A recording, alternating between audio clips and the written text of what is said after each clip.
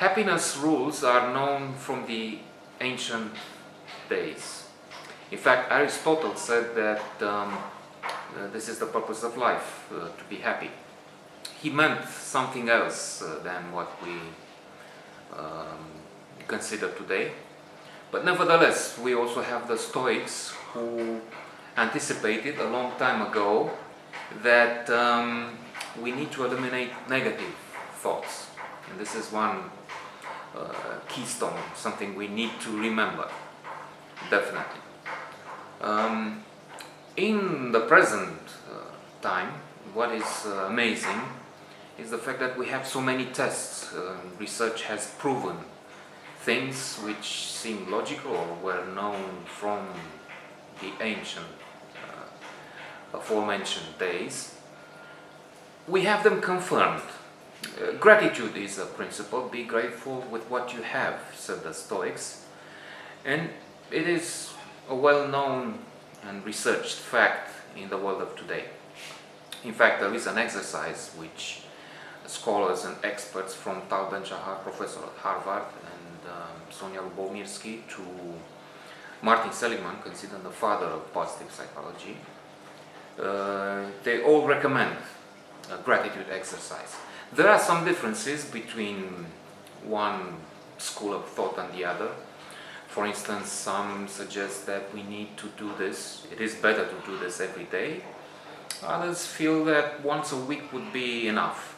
That leaves you the freedom to decide which will work best for you.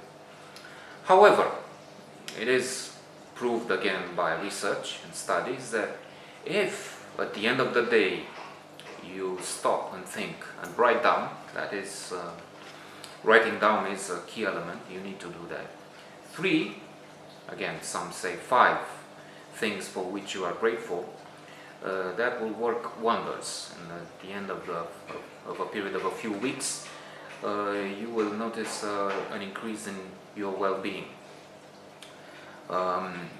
Being grateful for what one has will also help you avoid hedonic adaptation. This is a phenomenon which positive psychologists in general refer to, and it has been, for instance, studied with those who win lotteries.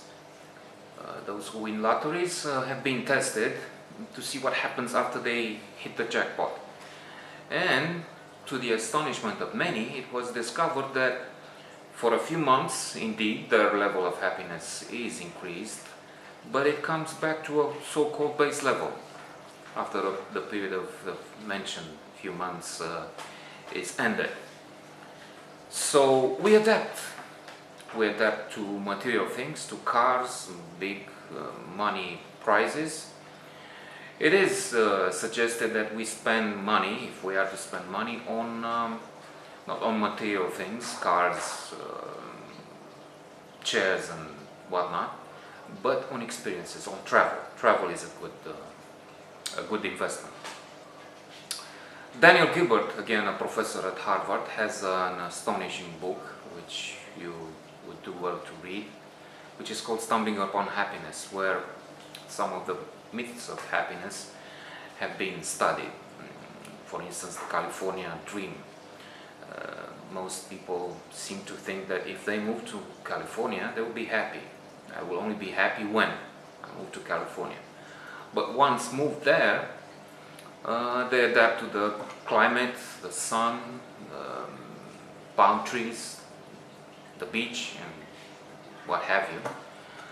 But they start noticing the smog, the drought, which has hit so severely California in the past few years, when even taking a bath was forbidden in some places.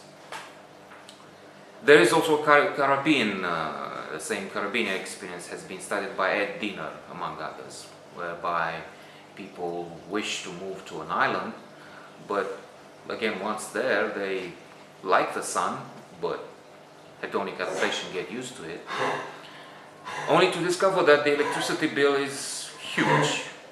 It is difficult to provide electricity in those places, and cherry on top, it gets interrupted.